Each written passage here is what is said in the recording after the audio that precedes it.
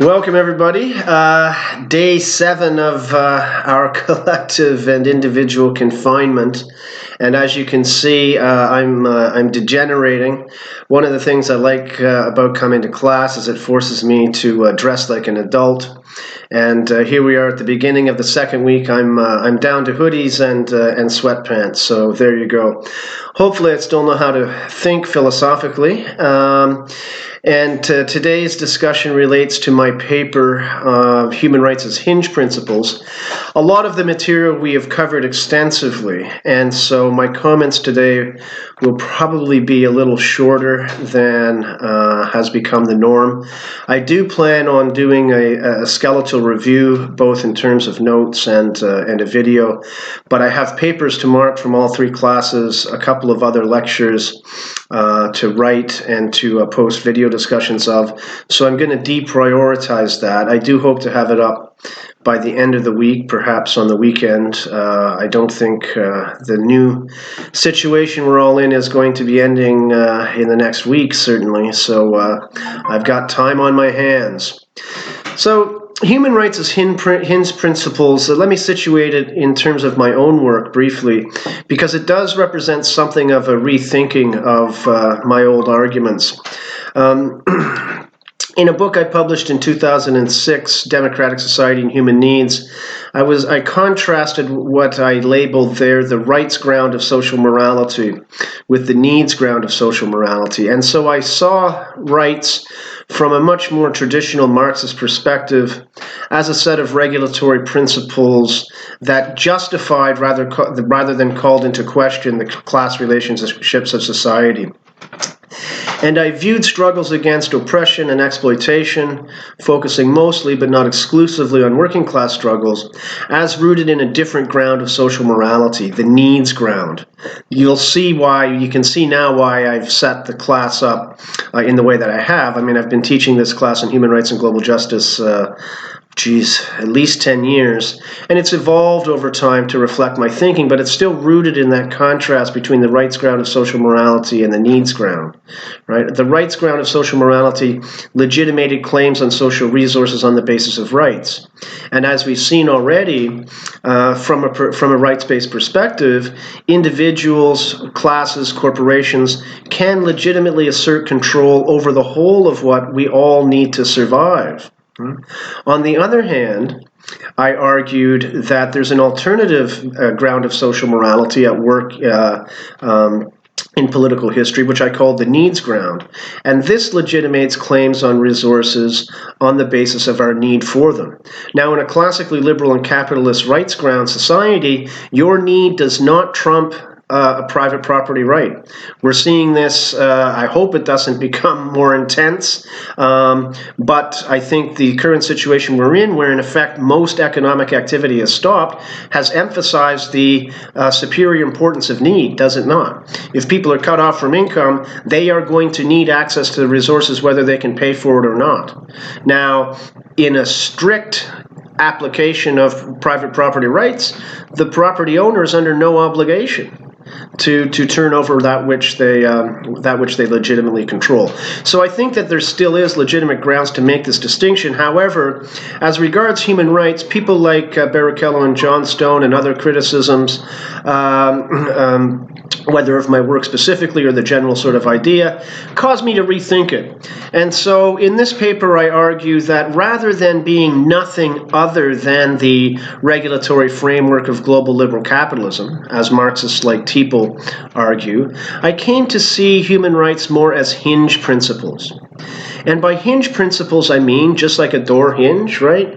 The hinge attaches to the door frame and the door and allows the door to open. It swings, it connects two realities on this side of the door and that side of the door.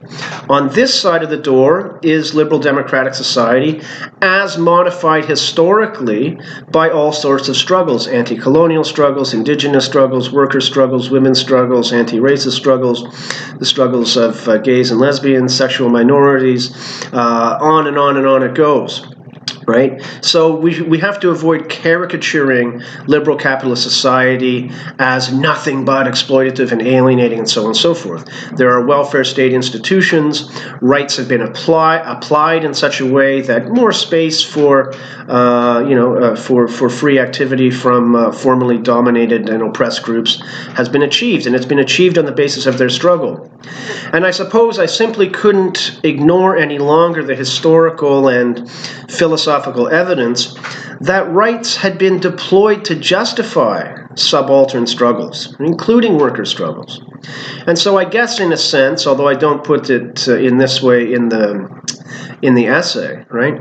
Donnelly's idea of overlapping consensus sort of forced me to reinterpret my earlier criticism of liberal rights in particular, liberal rights in general and human rights in particular.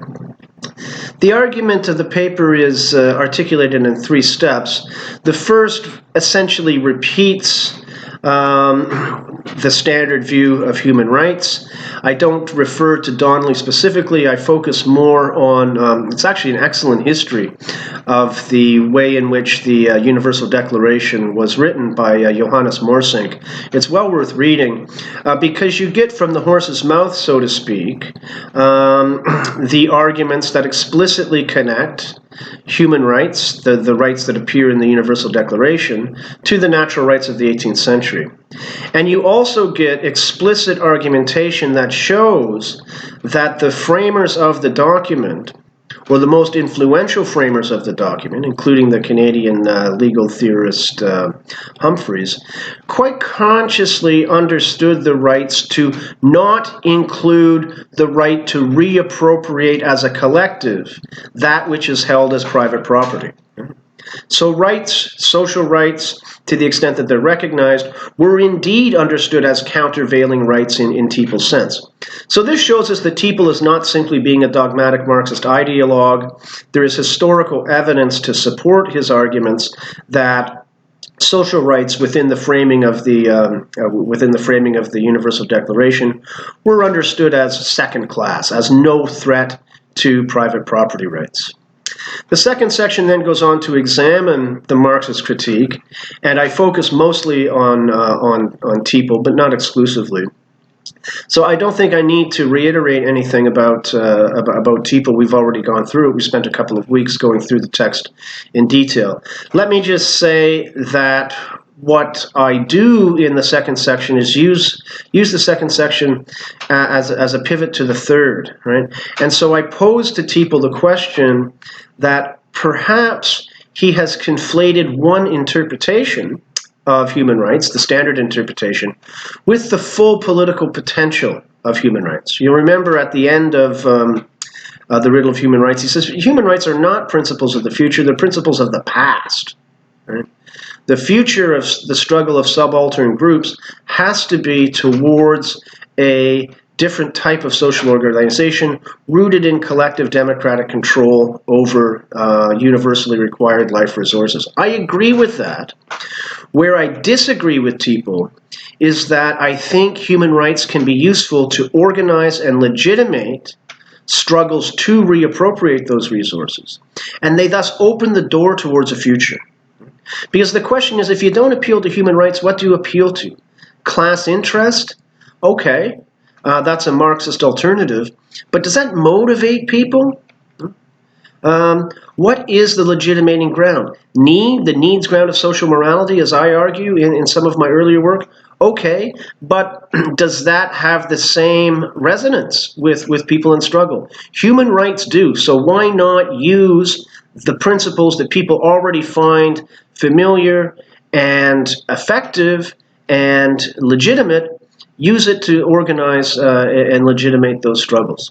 However, I disagree with Barrichello and Johnstone that the existing institutions of liberal capitalist society are sufficient to achieve social justice without radical transformation.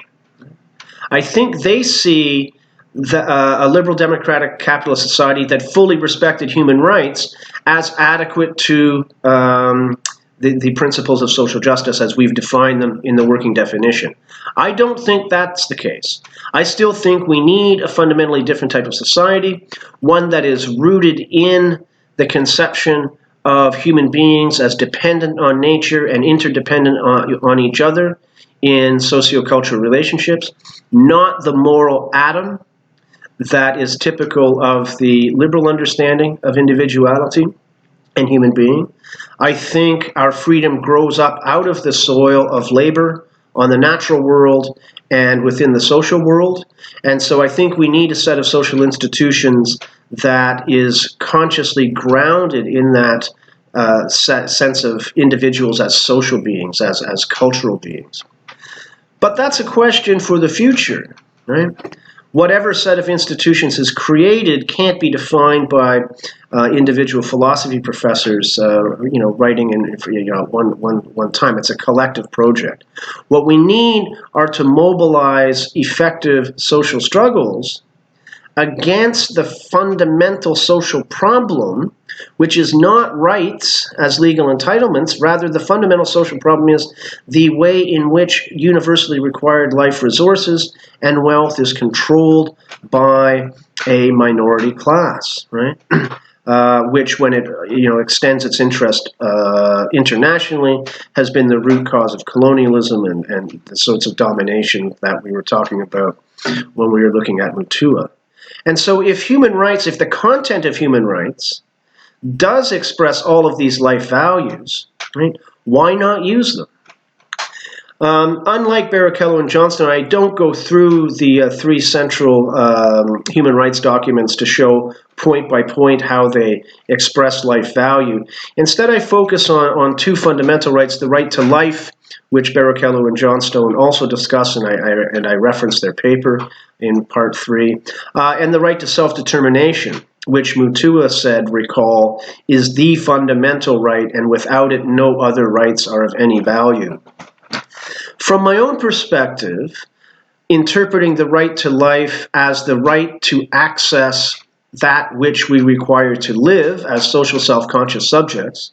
So living here doesn't mean simply metabolism or respiration, bare biological functioning. Living means fully and freely realizing our life capacities in ways that are valuable and valued and meaningful, right? That's the ultimate goal of satisfying our needs. So if we interpret the right to life as the right to access those institutions, resources, and relationships we require to live fully and freely, then that really is the foundation of social justice as we've defined it.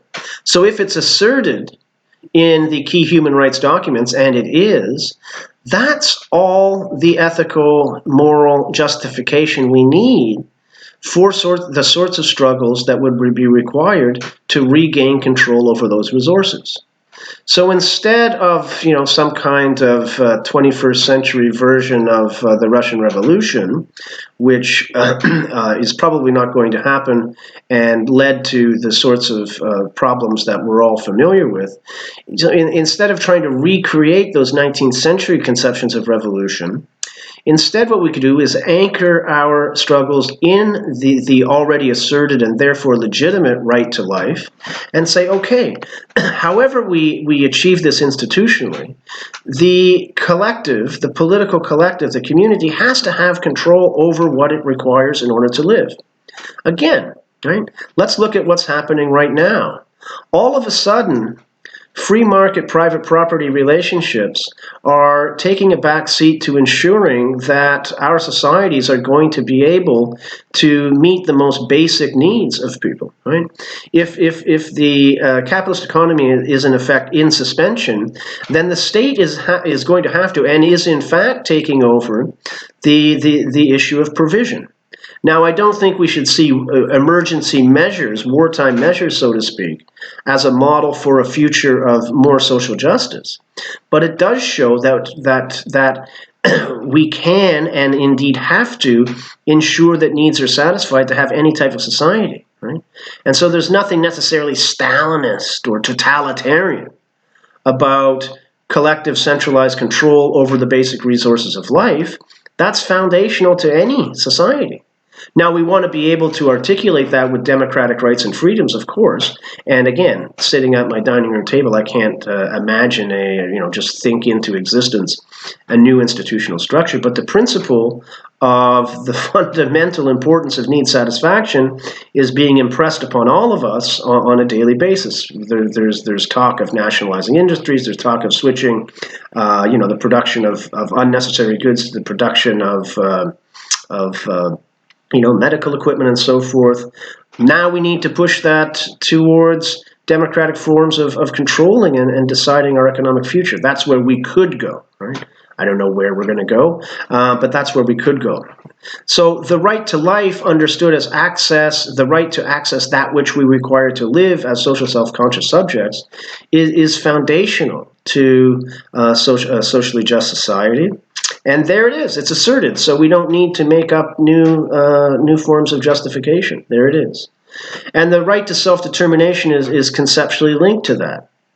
If we control and democratically decide upon and ensure the use of wealth and resources to comprehensively satisfy everybody's needs, that is the same as having a community that is self-determining.